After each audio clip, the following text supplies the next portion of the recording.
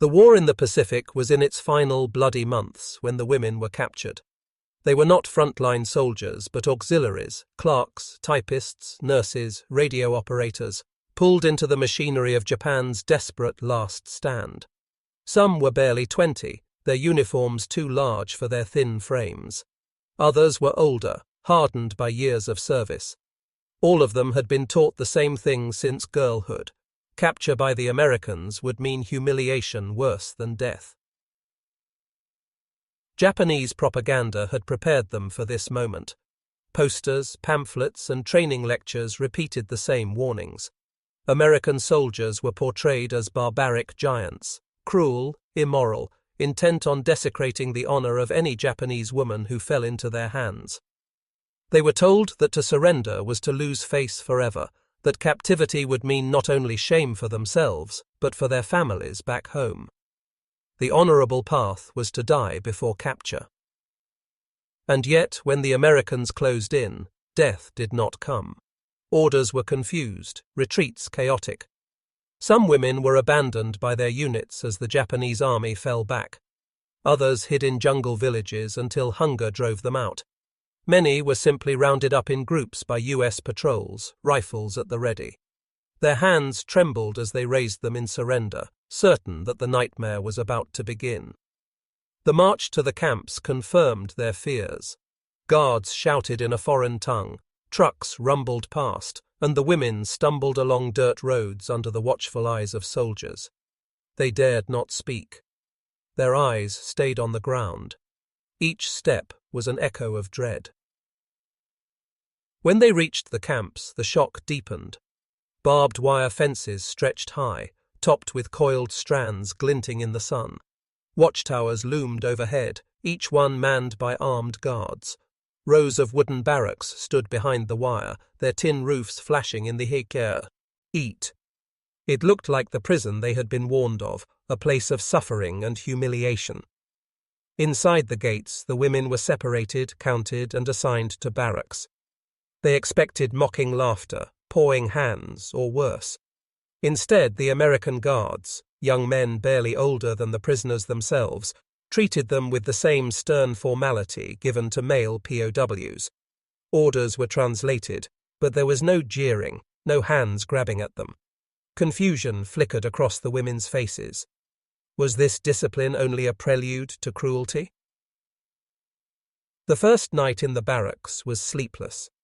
They lay on wooden planks, clutching their uniforms tight, whispering fears to one another. Some prayed silently. Others simply stared into the darkness, waiting for the humiliation they believed was inevitable.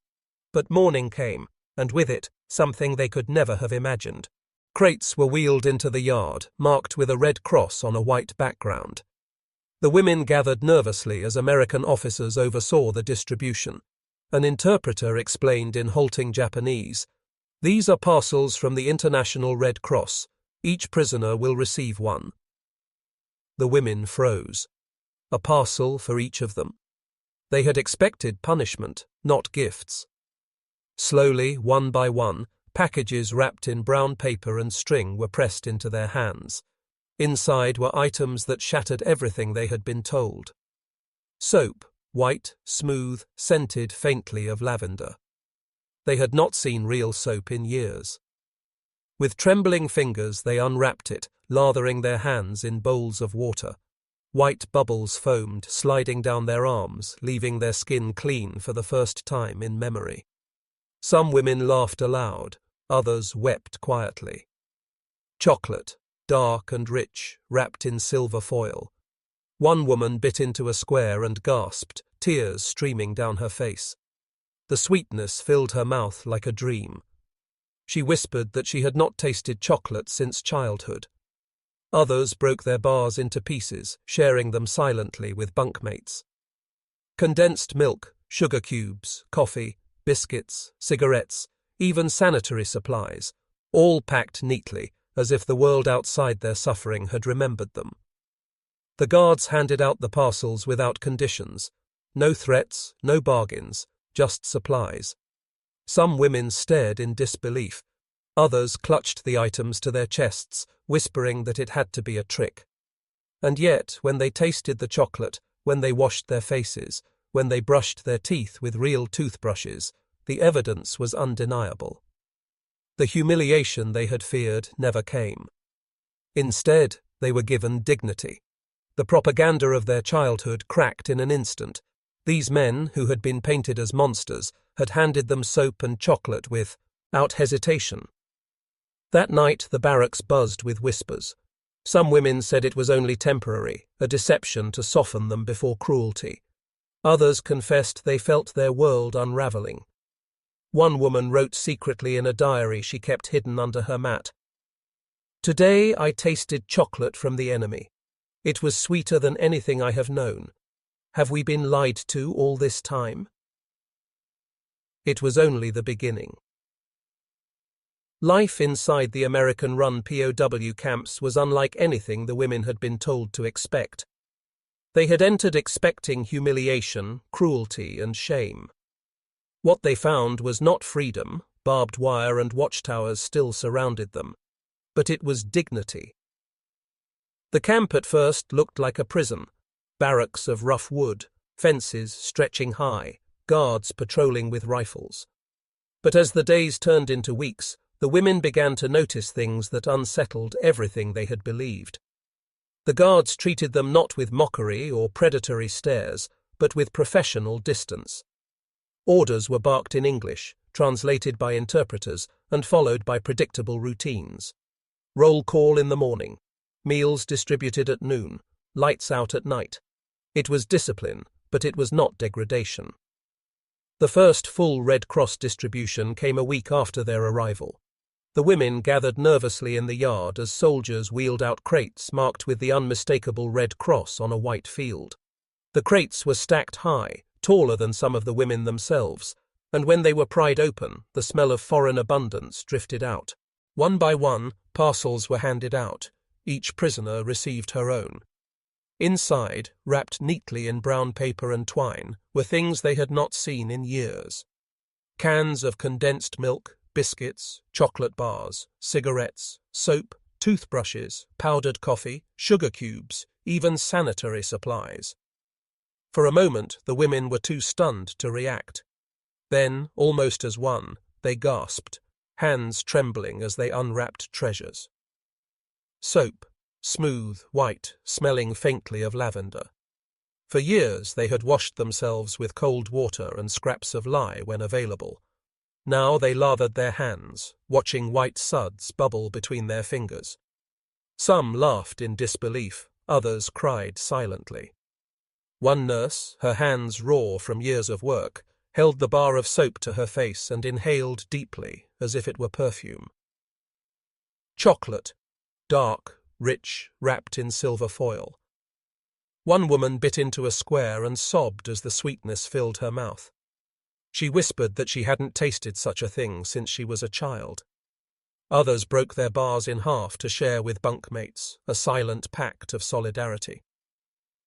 Condensed milk, thick and sweet, poured into enamel cups. For women who had lived on watery rice and bitter greens, the richness was overwhelming. Some became sick from drinking too quickly, but even then they smiled, saying the pain was worth it. For the first time they felt not like prisoners awaiting humiliation, but like human beings recognized in their suffering. The Americans had not mocked them, had not withheld the parcels as leverage. They handed them over without condition, as if it were the most natural thing in the world. The daily rhythm of the camp became defined by these moments. Roll call, meals, chores, and always the small rituals of hygiene and care made possible by the packages. The women brushed their teeth with real toothbrushes for the first time in years, marveling at the of mint toothpaste. They washed their faces with soap until their skin, though gaunt, felt clean again. They laundered their uniforms in soapy water, the white cloth gleaming faintly under the sun. Beyond hygiene, the parcels carried dignity. Cigarettes, though many women had never smoked, became currency and comfort. A single cigarette could be traded for extra rice or for a favor. The act of holding one, lighting it, and inhaling smoke was a ritual of control in a world where control had been stripped away. Letters, too, came through the Red Cross. Some women received word from families back in Japan, notes carefully censored but carrying precious glimpses of home. Tears fell on thin paper as mothers learned children were alive, as daughters discovered fathers had survived the bombings. Even silence, the absence of letters, was a form of news, bitter but grounding. The infirmary became a place of revelation. American doctors and nurses visited periodically, carrying crates of medicine. Vitamin tablets, aspirin, sulfur drugs, bandages, things the Japanese army had rarely spared for women auxiliaries, were handed out freely. Malnourished women were given vitamin injections that left them dizzy but revived. Beriberi swelled ankles shrank under treatment. Scabies and infections were soothed with ointments. The Japanese women were stunned. Many whispered privately that their own army had never treated them with such care. They had been expected to endure, to sacrifice silently for the emperor. Now their captors, the men they had been told would humiliate them, were the ones restoring their health. The irony was unbearable, and yet undeniable. Food, though rationed, was consistent. The Americans distributed rice, beans, canned meat, and sometimes bread. Though hunger never fully left, it was different from the gnawing starvation of the war years. Each meal was predictable, a steady rhythm that kept them alive. On rare occasions, the women were given a taste of American rations, canned spam, corned beef, even coffee. The smell alone brought tears to eyes. One afternoon, guards organized a communal meal. Large pots were set up, and every prisoner was given a bowl of stew thick with vegetables and meat. As the women ate, they whispered in disbelief. "This is more food than our families at home," one said. Another added, "This is more than the army ever gave us."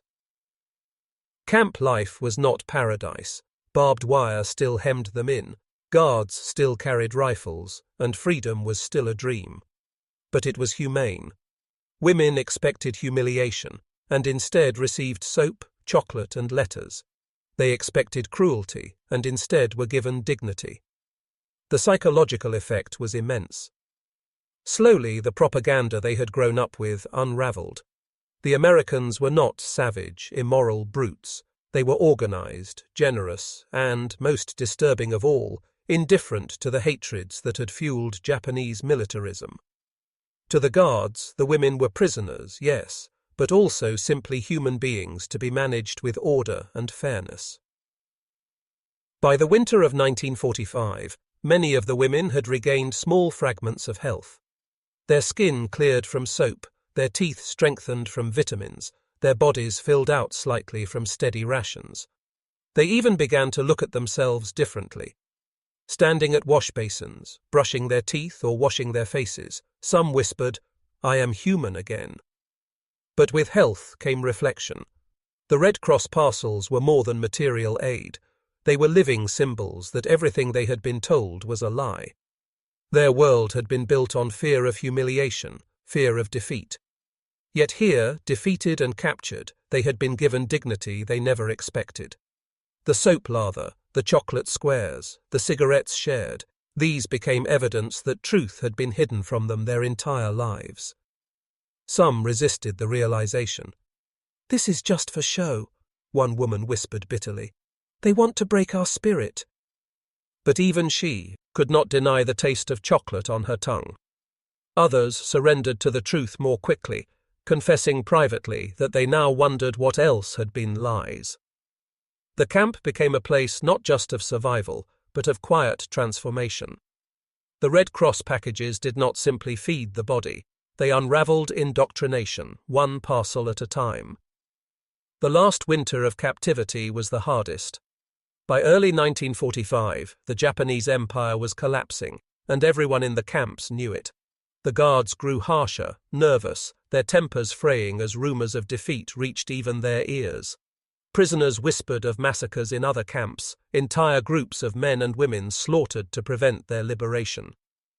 The women, huddled in their barracks, prepared themselves for the worst. And yet, even in those dark days, the Red Cross parcels continued to arrive, though less frequently and sometimes after long delays. When they came, it was like a heartbeat returning to a body on the verge of collapse.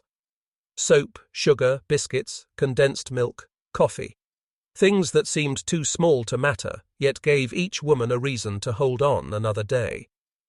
They rationed chocolate squares, nibbling one corner each night as if it were medicine against despair.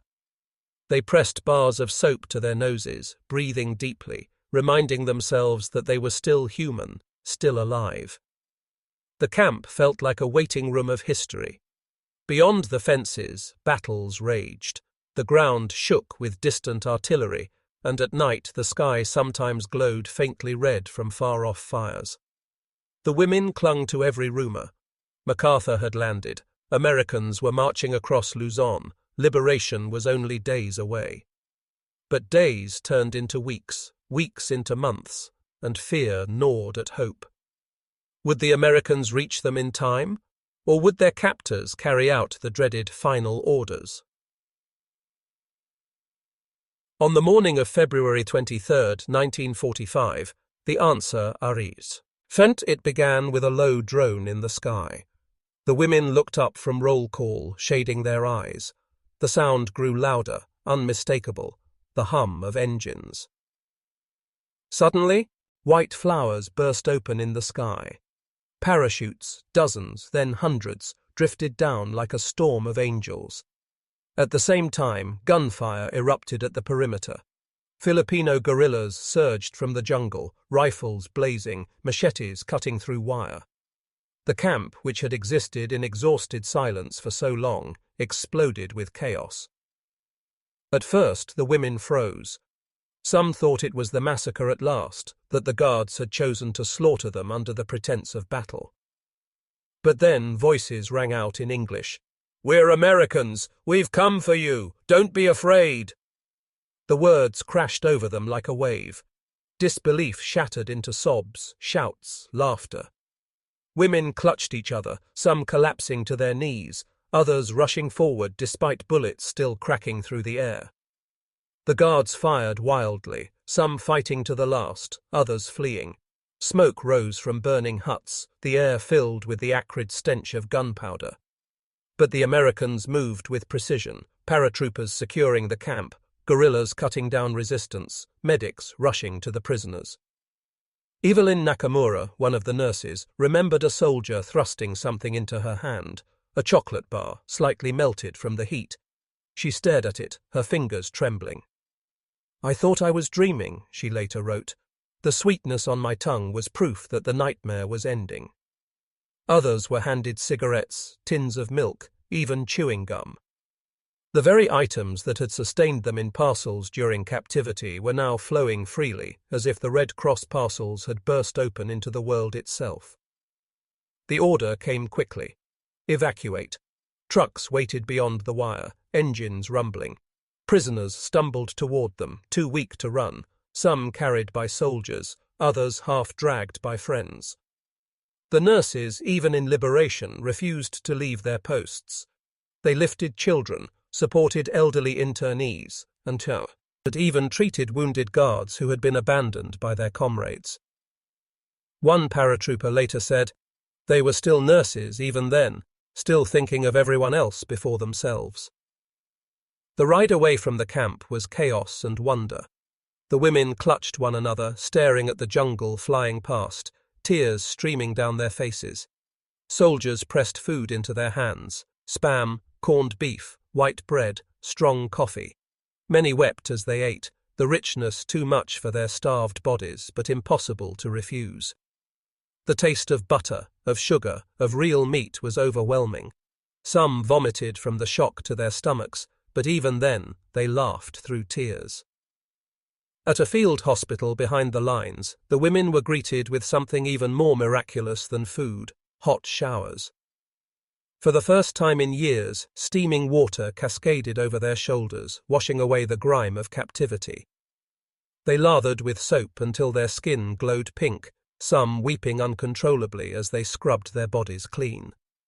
One prisoner wrote in her diary, "I cried harder under that shower than I ever had in the barracks. Not because I was dirty, but because I was human again.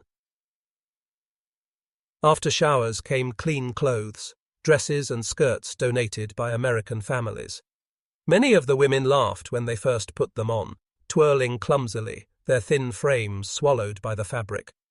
"We looked like children playing dress-up," one recalled, but for the first time we felt like women again. The Red Cross was there too, waiting with parcels, letters and medical supplies. For the women, it was as if the symbol of their survival had followed them into freedom. They drank condensed milk until their bellies ached, brushed their teeth with fresh toothbrushes, and tucked chocolate bars into their pockets as keepsakes. Letters from families, though censored, brought both joy and heartbreak.